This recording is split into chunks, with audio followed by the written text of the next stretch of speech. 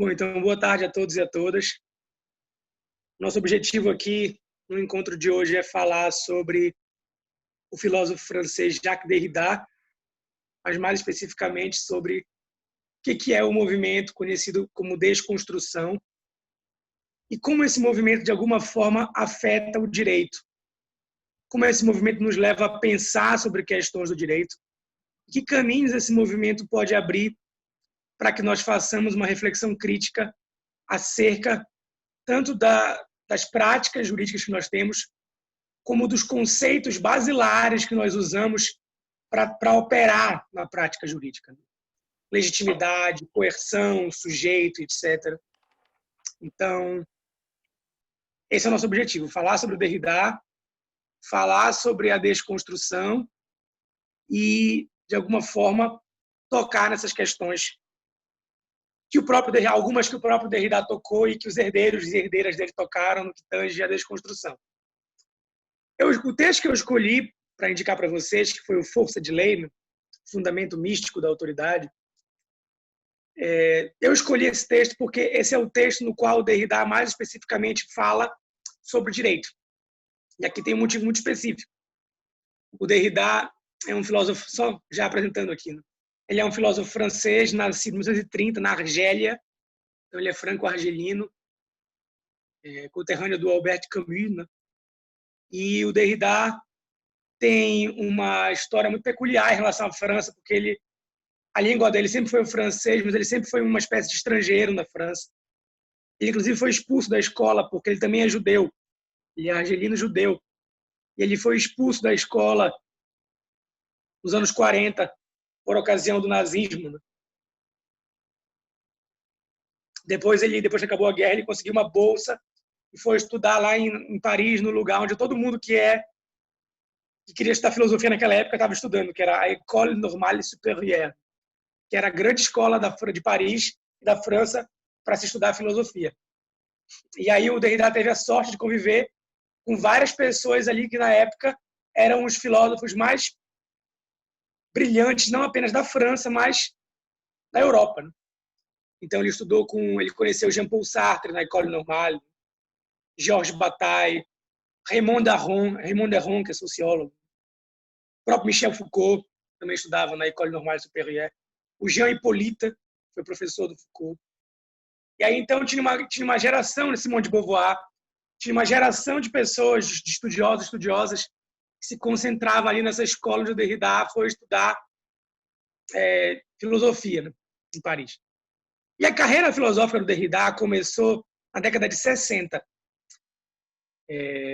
Mais especificamente, em 67, é um ano de ouro do Derrida. 67 é um ano no qual o Derrida publicou 3 livros muito importantes.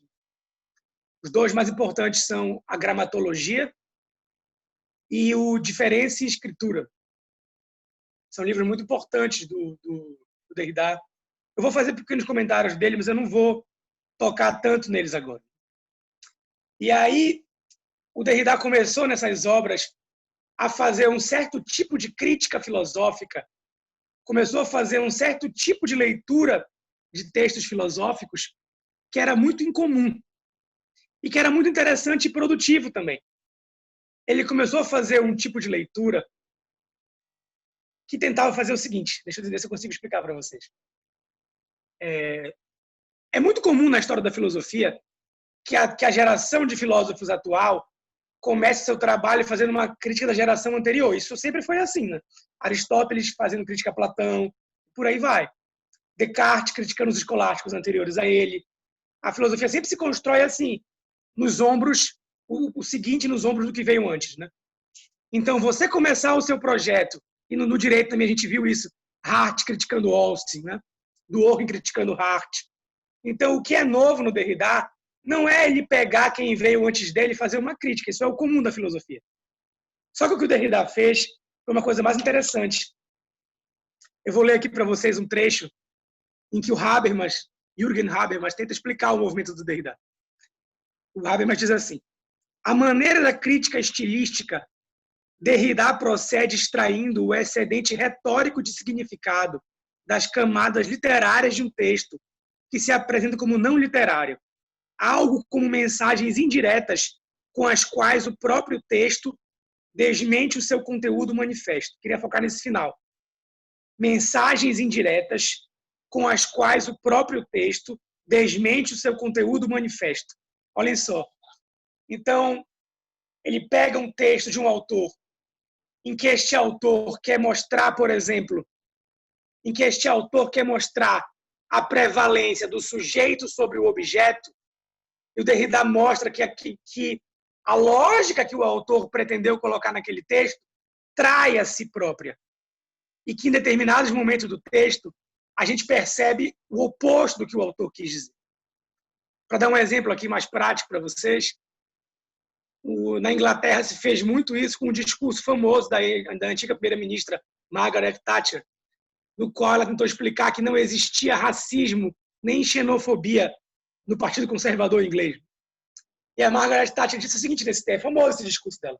Ela disse o seguinte: nós não somos racistas, nem preconceituosos, nem xenófobos. A questão é a seguinte: nós na Inglaterra temos alguns costumes, o nosso chá das 5, a nossa educação e pontualidade britânica e papapá. E se a gente abrir completamente a nossa porta para os imigrantes, mais do que já está fazendo, o que vai acontecer? Esses imigrantes vão trazer a cultura deles de lá, e se eles trouxerem em tão grande quantidade assim, eles vão começar a desvirtuar a nossa cultura britânica.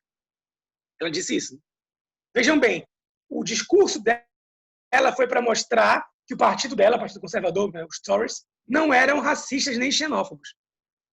No entanto, quando você faz uma leitura, no caso da Margaret Thatcher, não precisa nem tanto cuidado, mas quando você faz uma leitura um pouco mais cuidadosa, você percebe que há uma série de elementos racistas no texto dela. Há uma série de elementos que tratam outras culturas como inferiores, que carregam uma ideia de purismo cultural, uma ideia de que uma cultura, quando entra em contato com a outra, se desenraiza. Enfim, uma série de problemas ali. Ou seja, um texto que se pretendia mostrar que não há racismo nem xenofobia na política britânica é um grande manual do racismo e da xenofobia. Então, você pega o texto, certo? Você olha para o texto e você mostra que tem passagens no texto que traem a intenção do autor. Que o texto quer caminhar para um lado, mas algumas passagens desse texto traem a sua própria lógica e levam o texto para outro lado. Então, um texto que era para mostrar que não é racista se mostra um texto racista, certo? Então, você mostra que a lógica, que a coerência interna daquele texto não se sustenta, certo?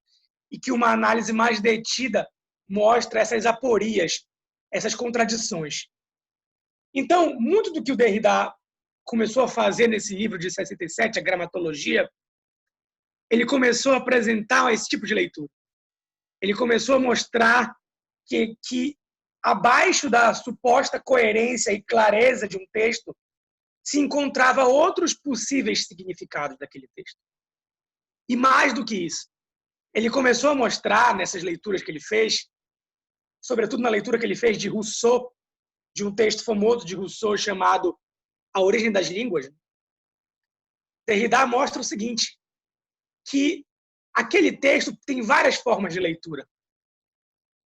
E se todo mundo acha que só existe uma forma de leitura, que é a forma canônica, a forma óbvia de leitura, é porque esta forma está violentando as outras possibilidades de leitura.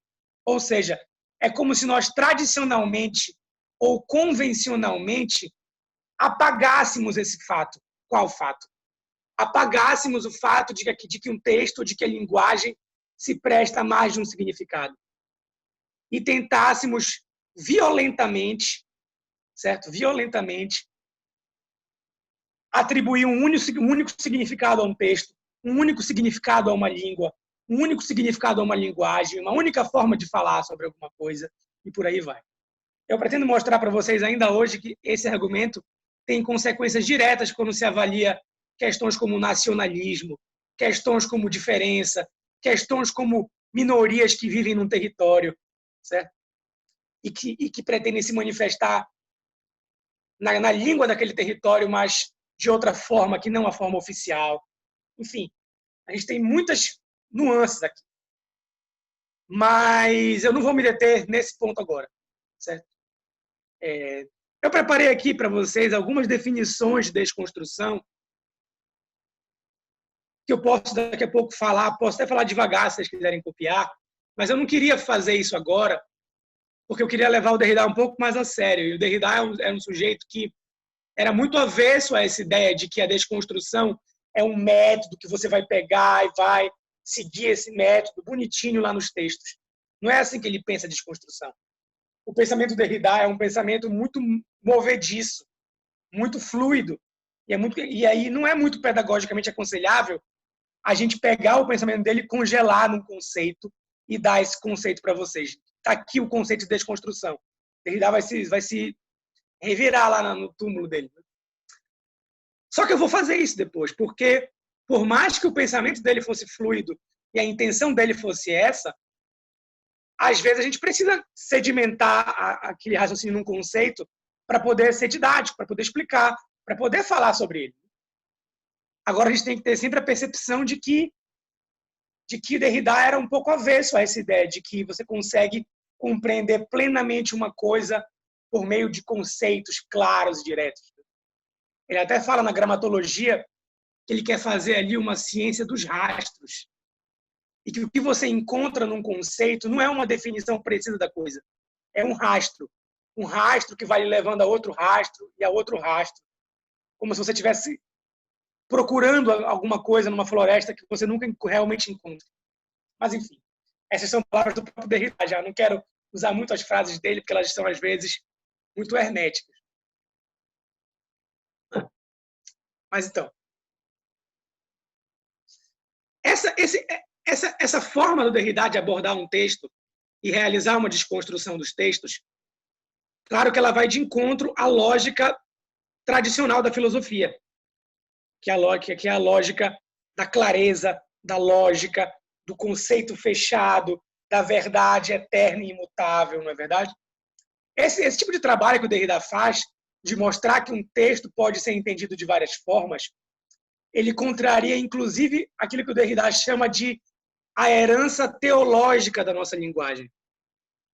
Que é a herança de que a linguagem tem um único significado, que é eterno e imutável, porque a mensagem de Deus é eterna e imutável, não é verdade? Então, a gente costuma não pensar muito nisso, mas a nossa linguagem e o modo como a gente lida com a linguagem, ele é cheio não só de elementos que foram dados pelo direito e pela tradição filosófica, mas também pela teologia, não é verdade? E o Derrida está pondo aqui em questão toda essa herança. Como já havia feito Martin Heidegger, de quem o Derrida, de certa forma, é um discípulo.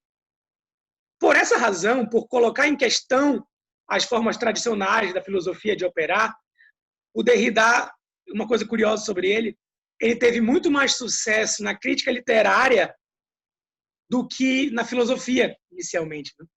O Derrida foi um autor que fez muito mais sucesso no departamento de teoria de crítica literária, de letras, do que nos departamentos de filosofia. Né? Perfeito, Emerson. Perfeito. Perfeito. Exatamente isso.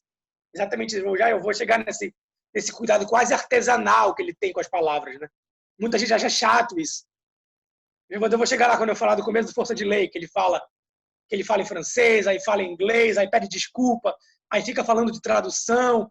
Muita gente acha que ele quer só uma verborragia poliglota, e não é nada disso. É, na verdade, um cuidado com as palavras. Mas, enfim, o Derrida foi recebido primeiro na crítica literária, fez muito mais sucesso lá. Por que razão? Um motivo óbvio, porque a desconstrução ela dá um gás novo para a crítica literária, porque ela mostra que os textos literários podem ser lidos de outra forma. As peças de teatro, os livros. Ela mostra que abaixo daquela leitura superficial, inicial, existe uma outra possibilidade de leitura. Aquele texto é mais rico do que parece inicialmente. E que outras possibilidades de compreensão se encontram debaixo daquele texto. Vou falar uma última informação geral assim, do autor, e aí eu entro no Força de Lei. Eu tinha muitas coisas para falar, e aí eu não quero também avançar muito no tempo. Mas uma coisa eu vou falar, que é o seguinte. O movimento de desconstrução, inclusive no direito, como ele vai fazer, né? Falar sobre a violência no direito, sobre legitimidade do direito, sobre justiça, calculabilidade, enfim.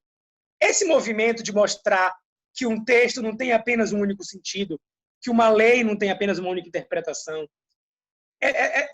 esse movimento do Derrida de mostrar que as palavras de um texto, que a linguagem normalmente vista como uma coisa certa, fechada, clara, é na verdade um jogo e que você pode pegar essas peças e desmontá-las e montar de outra forma.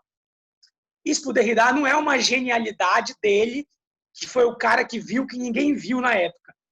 Não é isso. Para o Derrida, o fato de que o discurso filosófico, o discurso jurídico, o discurso da ciência se mostra desconstruível tem tudo a ver com o nosso século. Então, o fato de que a linguagem, antes vista como óbvia, agora se mostra como um jogo, se mostra como capaz de ser criticada, de ser desconstruída, tem tudo a ver com, e aí aquele é bem heideggeriano, né? Com o fato de que a nossa tradição, que vem desde Platão, a nossa tradição metafísica, parece no século XX ter chegado nos seus limites. E agora toda aquela certeza que nos acompanhou por tantos séculos nos vai abandonando. Já Nietzsche tinha mostrado isso. E a desconstrução aparece agora como a filosofia da linguagem. O vento está batendo minhas portas. Espero que seja o vento, né? Não um fantasma. Então, a filosofia da linguagem aparece agora no século XX, a desconstrução aparece agora por um movimento histórico. Não é coincidência que tenha aparecido agora. Ele é uma espécie de porta-voz da sua época, por assim dizer. Então, é assim que está lá na gramatologia. E o Derrida também é muito consciente, como é o Heidegger, de certa forma, e como é o Giorgio Agamben, que o Ricardo estuda, de que a gente se afasta, tenta se afastar de uma tradição, mas a gente ainda está preso nela, de certa forma. A gente não consegue se colocar completamente para fora dessa tradição. Muito bem.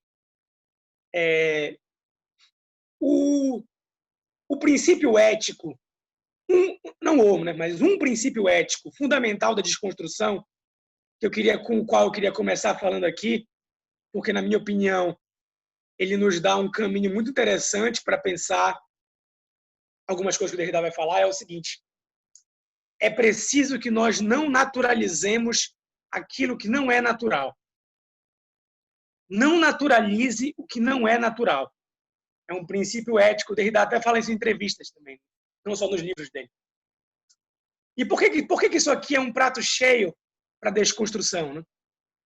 Como a gente viu na aula da Camille, né? A Camille falou sobre emancipação, sobre feminismo, sobre várias coisas. O que significa não naturalizar o que não é natural?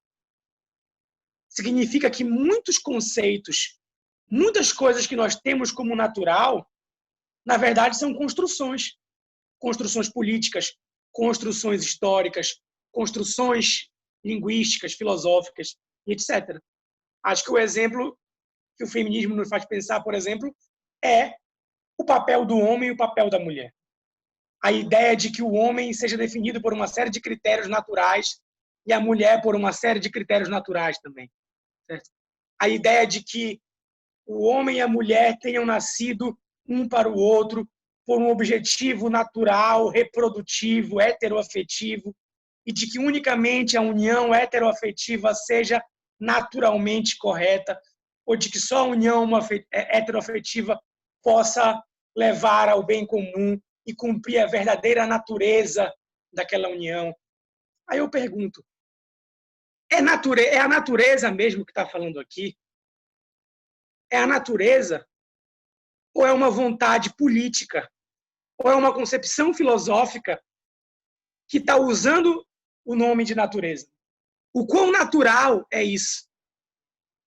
Quanto mais você estuda a história e vai voltando para o passado, você vai vendo que muitas coisas tidas como naturais são decisões políticas. E ao dizer isso, ninguém está querendo destruir completamente a ideia de que a natureza, de que o natural, certo? De que a natureza existe. Agora, grande parte do que o Derrida quer fazer é mostrar para a gente quantas coisas a gente pensa que são naturais e que são políticas. Certo? E é por isso que não se deve naturalizar o que não é natural, só no princípio de ordem. Só um segundo, gente, que eu vou fechar a porta aqui rapidinho.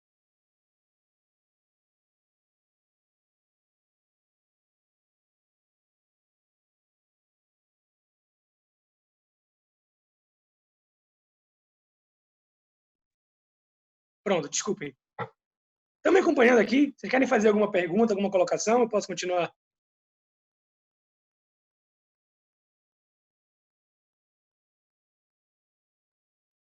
Vou continuar, então. Olha lá. Então, eu estou tentando aqui cercar o autor a partir de várias ideias diferentes que ele colocou, né? Para depois entrar no texto do direito. Eu peço desculpa para você se eu estiver demorando para entrar no texto do direito, mas é porque o que eu quero tanto não é mostrar para você o que o Derrida pensa sobre o direito. É porque ele não é um jurista, né?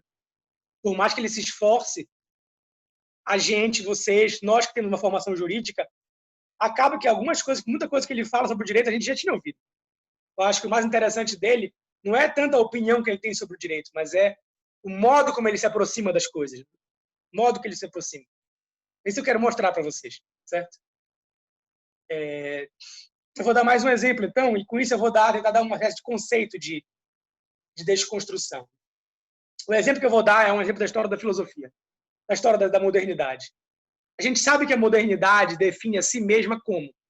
A modernidade se define a si mesma como uma época baseada no método científico, uma época que deixou para lá as explicações de mundo mitológicas, religiosas, supersticiosas.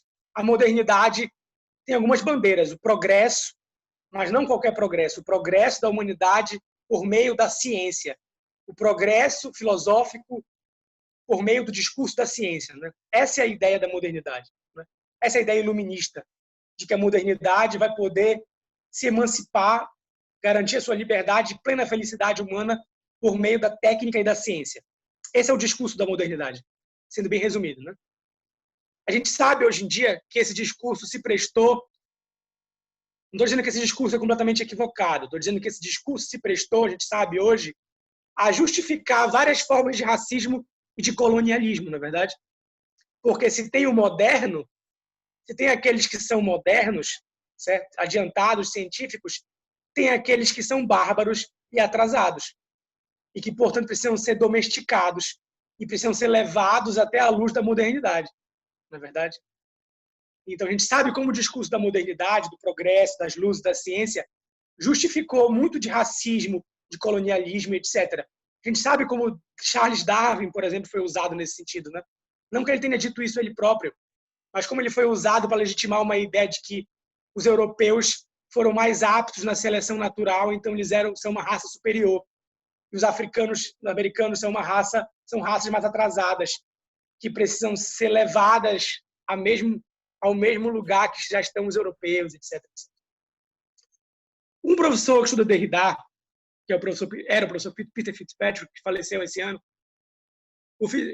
dava aula na Inglaterra, o professor Fitzpatrick ele faz a seguinte leitura, nesse sentido é bem desconstrução, bem derridiana. Isso que eu falei sobre isso. Ele fala o seguinte, ele diz assim, quando você lê os textos dos modernos, o que fica aparecendo ali naqueles textos? Fica aparecendo que eles descobriram a ciência, as luzes, o conhecimento científico, conseguiram se afastar do mito, do bárbaro, do religioso, e agora eles vão lá levar esse conhecimento para esses outros grupos. Mas ele diz assim, quando você lê com mais calma esses textos, e aí ele fala de uma coleção de textos aqui modernos, quando você lê com mais calma esses textos, certo? Modernos, você percebe uma coisa ali. Você percebe que há uma categoria binária nesses textos. Certo? Há uma categoria binária. Moderno, bárbaro. Progresso, atraso, não é verdade? Ciência, mito. Mas quando você lê esses textos com mais calma, você percebe o seguinte, que aquele polo que se crê o principal, o mais importante, o fundador, como é o moderno, o progresso, etc., na verdade, ele é dependente do outro polo. Como assim? Peter diz o seguinte, deixa eu só silenciar aqui o microfone. O Peter diz o seguinte: quando você analisa com mais calma, você percebe o seguinte: quando você vai perguntar para o moderno o que é ser moderno, o moderno vai responder assim: olha, nós somos modernos porque nós não somos bárbaros. Nós somos modernos porque nós não somos atrasados, porque nós não somos míticos, porque nós não somos religiosos. Ou seja, ao contrário da imagem oficial que a gente tem, o que ele está querendo mostrar aqui é que a figura do universal, do moderno, do progresso europeu, ela precisa construir esse outro bárbaro, escravo, atrasado, para que ela própria tenha sentido. Porque, então, a definição de moderno ela é dada por contradição, né? É assim, eu não sei o que eu sou, mas eu não sou bárbaro, eu não sou atrasado, eu não sou mítico, eu não sou religioso. Então, aquele polo que era o polo negativo, por assim dizer, que é o bárbaro, o atrasado, você consegue mostrar nos textos que a figura do moderno, do iluminado, do progresso, ela só consegue subsistir se ela ficar toda hora se antagonizando a esse bárbaro, né? Então, você produz aquele que é o atrasado, né, etc., para que a sua própria imagem possa fazer sentido. Certo? Então, você... Exatamente, Bernardo, perfeitamente. Então, você só consegue fazer sentido a si mesmo se você produzir sempre um outro que você não é. Né? Então, pelo menos eu não sou aquilo. Pelo menos eu não sou aquilo. E aí você inverte o raciocínio. Né? Um último exemplo, se me permitem, uma hora eu tenho que fugir dos exemplos, né? O último exemplo é o seguinte, que também é um movimento que faz parte da desconstrução de Derrida. E aqui eu vou citar, se me permitem, o Giorgio Agamben, né? Eu peço que o Ricardo e o Evandro me perdoem se eu falar alguma besteira e me corrija, por favor, fique à vontade. Eu vou fazer uma citação bem rápida aqui, para falar um último exemplo, um último elemento que é típico da desconstrução, que é o seguinte: além dessas binariedades como homem, mulher, europeu, bárbaro, etc., né? A desconstrução também ataca as binariedades como centro e periferia, né? Como centro e borda. Então, se a gente pensar no nosso direito, por exemplo, subiram na favela e mataram a criança com 70 tiros. Algumas pessoas olham e falam: caramba, tu viu o que aconteceu ontem na favela, né? Subiram, mataram uma criança com 70 tiros. Algumas pessoas falam assim: isso mostra que lá na favela, ou que naquele caso, aconteceu que ali para aquela pessoa vigora um estado de exceção. Aquela pessoa não teve oportunidade, que o Estado de Direito não funcionou para aquela pessoa. É verdade? Muitas vezes a gente fala isso também em relação a outras pessoas que a gente conhece, ou figuras importantes que foram injustiçadas ou participaram de processos injustos, etc. Né? Então, geralmente, quando a gente ouve falar de um caso como esse, é verdade, o que a gente pensa, geralmente? Que existe o direito, no caso brasileiro, que o nosso direito é um direito baseado em regras, baseado numa Constituição, em normas racionais, num procedimento legal, etc., mas que, vez por outra, o direito age de forma excepcional. Ou talvez ele age reiteradamente de forma excepcional, mas só com algumas minorias, os negros, as mulheres, etc., com os indígenas. Então, geralmente, a gente pensa nos sistemas a partir dessa lógica de centro e borda. Certo? Então, ninguém vai discordar que o direito foi arbitrário no caso A ou no caso B. Ninguém discorda quando aquela garota de menos de 18 anos, aquela menor, foi presa numa cela masculina lá em Abaetetuba e estuprada, né? Se não me engano, ela foi estuprada na cela. Me perdoe se não tivesse... Mas ninguém vai discordar que isso foi um julgamento arbitrário. Mas ninguém vira e fala... Ninguém assim, não. Geralmente não vai se virar e falar: o direito brasileiro é arbitrário, olha o que fizeram com aquela menina. O que geralmente a gente pensa é: o direito brasileiro é racional, mas aqui e ali acontecem arbitrariedades. O que está faltando é evitar essas arbitrariedades. Mas o centro é racional. As bordas limítrofes é que são arbitrárias. Certo? Então, acontece uma arbitrariedade aqui e ali, mas o sistema não é, porque o centro dele não é. Certo? E o que a desconstrução faz muitas vezes é pôr em questão essa relação entre centro e periferia, centro e borda. Então, ao invés de analisar um elemento, analisar alguma coisa a partir do centro, você analisa aquela coisa a partir da borda, a partir do caso tido como excepcional, a partir do caso tido como periférico, para tentar mostrar que essa distinção entre centro e borda ela é uma distinção metafísica que não se sustenta. Ela é uma distinção metafísica que não se sustenta. Então, esse também é um movimento da desconstrução, que é mostrar que as distinções que se sedimentam para construir os sistemas, elas não se sustentam, elas são porosas. E com isso eu terminei meus exemplos.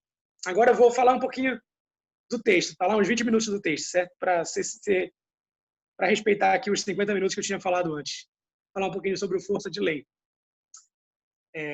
Depois eu fiquei de digitar para você, depois eu falo sobre uma concepção, né? Sobre um conceito de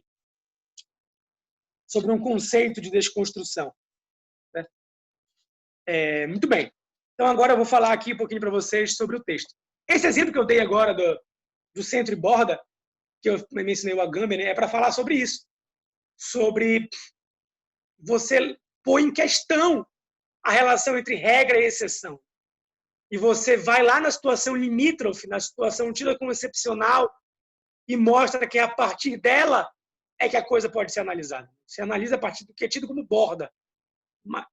Porque você vai colocar em questão essa própria lógica de centro, do que é central, do que é excepcional.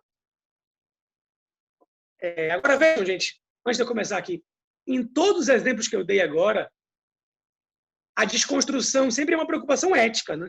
Preocupação ética com os excluídos, preocupação ética com os significados escondidos da linguagem, preocupação ética com que vozes diferentes tenham eco naquela linguagem e tudo mais. A desconstrução, em momento nenhum, como ela é literal aqui, né? Você não vai destruir o sentido, você não vai dizer que nada tem sentido e vai viver num eterno niilismo. Existem leituras muito equivocadas de Derrida. O Derrida sofreu muito por esse estilo dele. Então, muita gente acha que o que o Derrida quis fazer é dizer que não existe um sentido correto, cada um pode falar e pensar o que quiser, vamos todo mundo se abraçar ou se odiar, nada do que eu falar é verdade, nem isso que eu estou falando, ninguém sabe o que é verdade, e é isso. E não é, a desconstrução não é isso. Ela não é isso, e na terceira aporia do texto fica bem clara, né? Ela não é isso, o Derrida até fala que se o direito nunca vai ser justo, ele é indispensável, já vou chegar lá. Então, a desconstrução não é um niilismo negativo, ela não é uma tentativa de dizer que não existe verdade, certo? Ela é uma tentativa de desconstruir o modo como a filosofia tradicionalmente fala de verdade, né? Seja teologicamente como uma verdade única e imutável, sejam as construções tidas como verdade na tradição. Mas cada martelada que a gente dá nisso não é para derrubar o prédio inteiro, não é verdade? É para mostrar que aquilo ali é uma construção e que poderia ter sido de outra forma. Certo? Claro que no direito isso é mais complicado, eu vou tentar tocar nesse assunto também. Mas a desconstrução não é uma tarefa negativa, eminentemente. Embora tenham tido pessoas que a leram assim. O Jürgen Habermas, apesar de ser um grande filósofo, ele fez uma leitura negativa do Derrida. E essa leitura foi responsável por praticamente fechar a porta para os estudos de Derrida na Alemanha durante décadas. É só agora, nos últimos tempos, que autores como Christoph Menck, Bettine Menck, Andreas Lescano, do direito, da filosofia, estão trazendo de volta o Derrida para a filosofia alemã e mostrando que essa leitura do Habermas não está correta. Apesar de eu ter citado aqui um trecho do Habermas, né? É Habermas, Karine. É o Jürgen Habermas. Escreve aqui, Ricardo, por favor. Mas não foi só o Habermas. A maioria dos filósofos, se pode dizer assim, tradicionais, né? tendem a ter uma leitura negativa do Derrida. Agora, o Habermas, apesar disso, tem passagens bem interessantes. Assim. O Habermas é um cara interessante. Só que ele fala umas coisas assim o Habermas quer defender a razão, no fim das contas. Então, às vezes, para autores como Derrida, ele não é o melhor comentador. Eu nunca recomendaria que estudar Derrida vale Habermas, mas não é por isso que não se aproveite. Enfim. Também, se vocês quiserem ler o Habermas, claro, e se convencerem de que ele está certo, tudo bem, mas dê uma chance para o Derrida. Então, agora vamos entrar aqui no Força de Lei. Me desculpem a demora, gente. Vocês sabem que o David Harvey, né, que é um famoso marxista, ele é inglês, ele dá aula nos Estados Unidos. O David Harvey tem um livro muito famoso chamado Para Entender o Capital. Ele tem Para Entender o Capital volume 1, volume 2 e 3 e tal. O David Harvey diz que uma vez ele foi dar aula nos Estados Unidos e que ele dá aula de Marx já há uns 20 anos. E cada vez que ele vai dar aula, é uma turma diferente e às vezes ele acha interessante isso, que algumas turmas se fixam numa parte, outras em outra. Em algumas turmas querem que ele passe uma parte bem rápido, outras turmas ficam o semestre inteiro numa parte. Ele fala isso lá no livro dele sobre o Capital do Marx. E ele disse que uma determinada turma que ele deu aula, quando começou o semestre, ele achou muito estranho, porque a aula não andava. Que a turma toda hora queria, professor, mas por que o Marx usou essa palavra e não essa? Por que o Marx disse aqui? Por que o Marx disse aqui que a mercadoria aparece? Por que ele não falou que a mercadoria é? Por que a palavra aparece? Enfim. E aí o Harvey disse que ele descobriu depois que essa turma, um semestre antes dele, tinha sido aluno do Derrida. E justamente por isso eles estavam tão preocupados com as palavras, com o detalhe, né? Por que essa palavra e não essa? Será que o sentido disso não pode ser assim? Né? E isso é uma coisa interessante, porque você vê que a desconstrução, ninguém está dizendo ali que nada é certo, nada é verdade, não é nada disso. Só que tem que ter um cuidado com as palavras, né? Um cuidado com a linguagem. Certo? Tem que ser um cuidado mesmo artesanal. Por que essa palavra e não aquela? Tudo mais. E é justamente assim que começa o Força de Lei, não é verdade? Ele começa falando por que ele prefere a expressão inglesa to enforce the law do que a expressão francesa appliquer la loi, aplicar a lei no português. Por que enforce the law é uma expressão interessante? Porque enforce the law mostra a ligação intrínseca do direito com a força, do direito com a violência, não é verdade? Como a palavra alemã Gewalt, que é a palavra que é usada tanto para violência quanto para poder legítimo. Né? É engraçado isso, né? Porque häusliche Gewalt, violência doméstica. Né? Violência doméstica. Agora, rechtsprechende Gewalt, poder judiciário. Né? Então, a palavra do poder judiciário é a mesma da palavra violência doméstica. Então, a língua, nesse caso, uma atenção sobre os significados nas diferentes línguas, te mostra uma coisa. Né? Nesse caso específico, te mostra a relação de proximidade entre o direito, que se pretende legítimo, e a violência. E como o direito está intrinsecamente ligado à ideia de violência. Só que o direito, tradicionalmente, tenta apagar essa ligação, apagar essa relação. Não é verdade? Quando a gente vai estudar o processo, por exemplo, no curso de Direito, a gente geralmente estuda uma história que, claro que os professores de processo e professoras nos advertem que isso é um conto, né? Mas é assim que a gente começa estudando.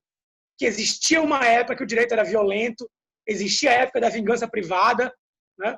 Eu matava o Ricardo, aí o seu Evandro me matava, aí meu pai matava o seu Evandro, e a vingança indefinida. O ciclo da vingança foi substituído na Oresteia, né? Foi substituído pela justiça, não é verdade? Que colocou um terceiro no meio dos dois e racionalizou o conflito. E claro que as boas análises falam que a instituição do direito trouxe consigo a violência que ele queria erradicar. Não a erradicou completamente. Então, desse começo, o Derrida está mostrando para a gente como uma análise sobre a linguagem, sobre a palavra que significa direito, ou força, ou aplicação do direito em diferentes línguas, ela nos mostra esse elemento do direito. Então, a gente geralmente encobre esse elemento. Tanto é que, eu já até falei uma vez para vocês isso, quando eu dou aula de introdução ao estudo do direito, eu sempre falo para meus alunos, eu pergunto, se o direito prender um inocente, ele é violento? As pessoas falam, é. Aí eu pergunto, e se o direito despejar da sua casa uma pessoa que está devendo aluguel e não pagou? Ele é violento? Aí as pessoas falam, se tiver na lei, não. Como não, né? Como é que você entra na casa de alguém, tira tudo que a pessoa tem, joga fora, joga a pessoa fora e isso não é violento? Ah, mas ele mereceu. Então, vamos lá. Por mais que você consiga legitimar a violência com base em algum argumento, isso não faz com que não haja uma violência ali. Não é verdade? Inclusive, o Walter Benjamin, que o Derrida lê no segundo capítulo do Força de Lei, né, ele começa dizendo isso, no livro, no texto dele, que os justnaturalistas tentam resolver o problema da violência pelos fins. Desde que o direito esteja fazendo uma coisa que é certa, ele pode ser violento como ele quiser. Não é verdade? Já os positivistas legitimam a violência pelo meio. O direito pode usar a coerção desde que ele siga um procedimento correto. Mas ninguém discute a própria violência em si. Só discutem já o que a torna justificada, né? Os meios, ou seja, ela se torna um meio para alguma coisa. Não é verdade? O que varia aqui é o modo de estimação. A gente raramente chama a violência de violência no direito, inclusive, né? A gente chama de coerção, da força do direito, não é? Geralmente a gente chama de coerção, né? A coerção estatal, que é uma palavra que, na minha opinião, é boa o suficiente nesse caso, porque ela mostra a questão da violência, não é verdade? Pois bem, eu enxergo aqui no texto do Derrida um conflito muito interessante entre direito, aqui no Força de Lei, né? Depois que ele fala sobre que o texto dele vai ser sempre uma tradução e etc., ele fala sobre o direito e a justiça.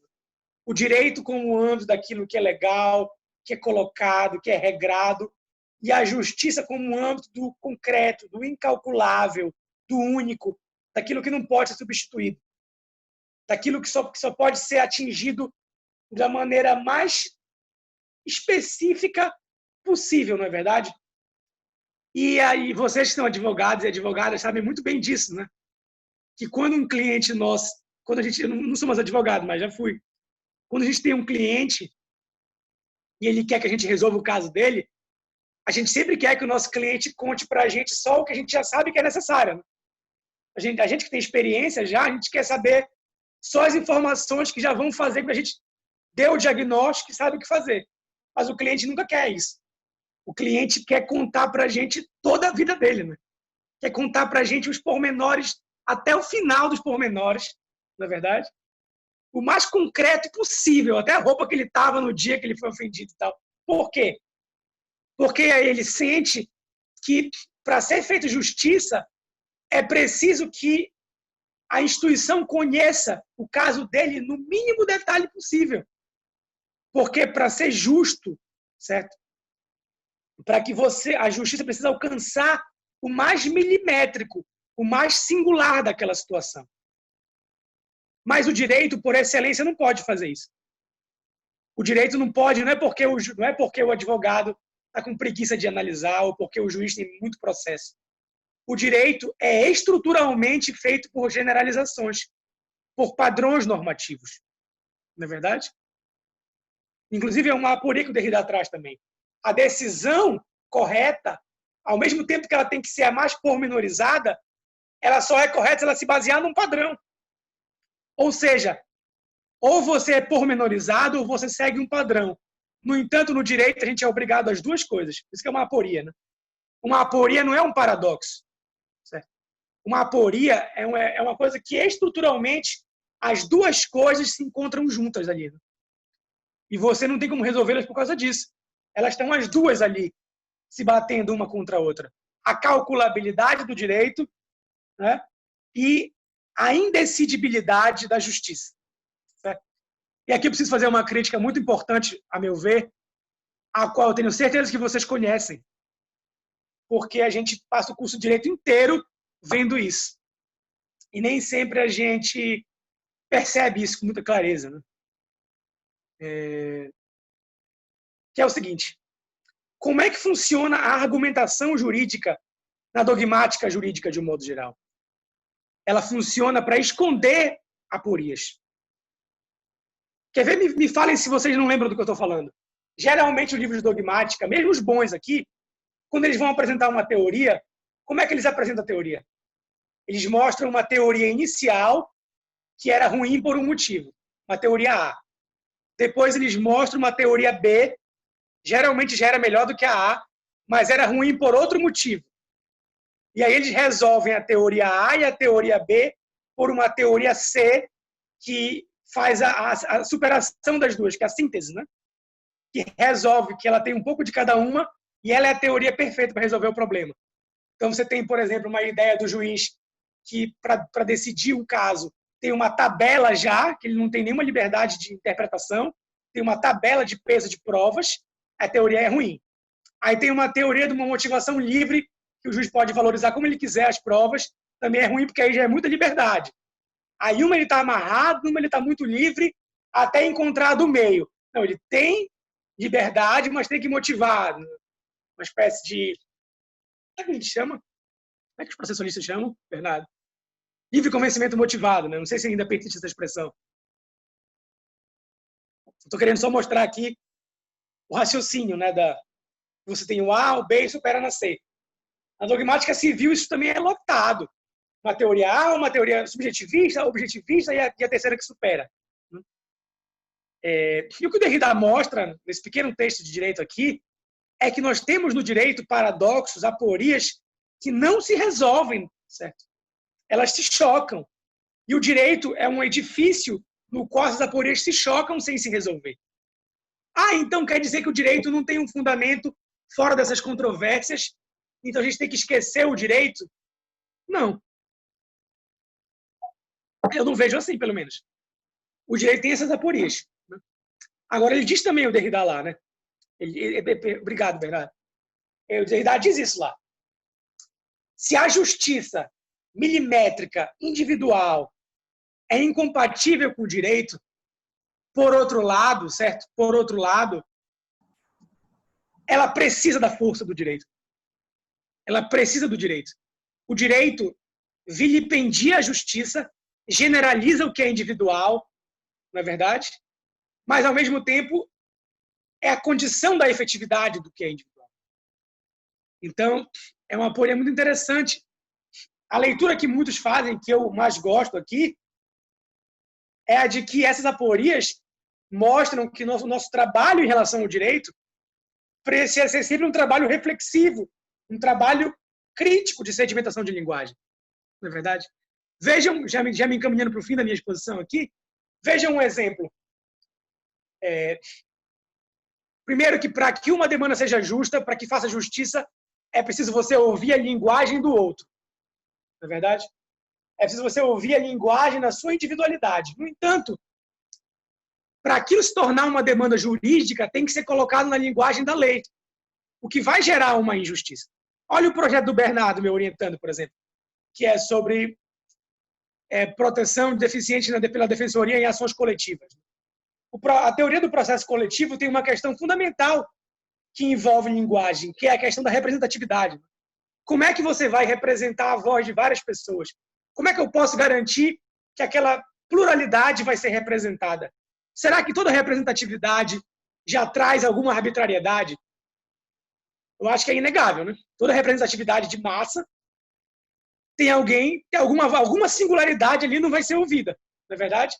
Por outro lado, certo? Por outro lado, muitas vezes a coletivização da coisa é uma etapa do sucesso dela, de você mostrar que as lutas são conjuntas, de você ter mais força naquilo e de vários outros elementos. O Bernardo pode comentar melhor se ele quiser. É uma aporia aqui também, né? A necessidade de alguém para representar aquele coletivo e a impossibilidade da representação perfeita, não é verdade? De você representar plenamente a singularidade, não é verdade? Derrida diz assim no texto, que é preciso ser justo com a justiça, e a primeira justiça a fazer-lhe é ouvi-la, a pessoa, né? Sabendo que ela se faz através de idiomas singulares. A gente sabe que a pessoa precisa ser ouvida no idioma singular, mas a linguagem, por sua vez, é generalizante, né?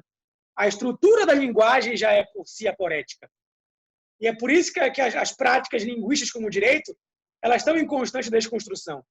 Para terminar, então, eu vou falar só uma coisa sobre hermenêutica. O que um desconstrucionista faz quando ele vê uma interpretação do STF, de um texto constitucional? É claro que, na visão de um discípulo de Derrida, um texto constitucional tem mais de uma interpretação correta. Então, mesmo quando a gente vira e fala a interpretação desse texto é essa aqui, o desconstrucionista vai e te mostra que aquele texto é passível de outras interpretações. Quando você fala que não é, você está escondendo as outras interpretações. Por outro lado, o direito não tem como caminhar se não forem sedimentadas interpretações tidas como corretas naquela época, naquele momento, não é verdade? Por isso tem as súmulas, os precedentes.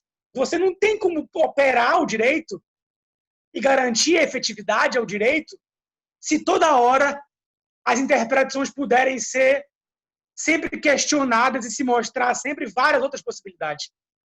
Então, se por um lado argumentar uma única interpretação correta, certo? Por um lado, isso é arbitrário, por outro lado, manter eternamente a discussão também é arbitrário. Por isso que o Tércio Sampaio Ferraz tem a sua razão quando ele fala que a dogmática jurídica tem uma função social. A sedimentação tem uma função social no direito, não é verdade? Então, o afeto atualmente no direito civil é visto como cuidado e não como amor. Ninguém é obrigado a amar ninguém, mas você é obrigado a cuidar da pessoa. Foi o que a ministra Nancy Andrighi decidiu lá no STJ. É importante isso. Ah, mas essa é a única leitura de afeto possível? Não. Ela pode ser desconstruída? Claro, deve. Agora, ela é o substrato que nós temos para tratar e para averiguar outras questões. Então, o que eu diria finalmente é que a desconstrução não significa discussões eternas que não saem do lugar. O que ela significa é manter sempre sob dúvida e sempre questionar e rediscutir aquilo que já foi discutido.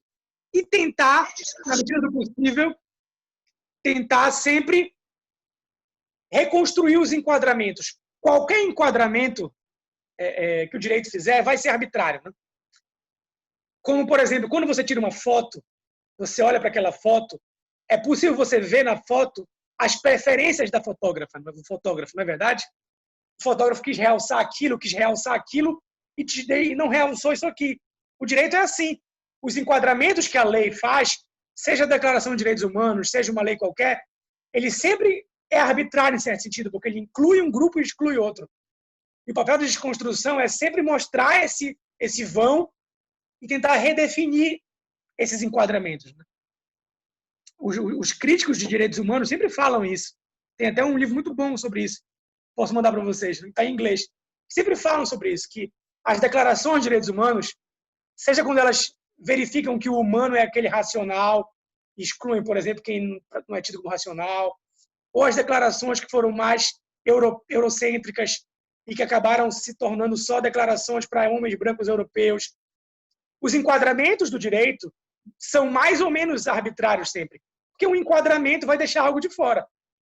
A grande questão, eu acho, é que a gente sempre mantenha a percepção dessa arbitrariedade e sempre lute para redefinir esses enquadramentos e para dar, na medida do possível, com as limitações, com as generalizações do direito, ampliar esses canais de voz, né? E ampliar a linguagem do direito. Acho que é isso que é o fundamental do Derrida. E é isso que eu queria falar, gente. Obrigado. Arthur, pode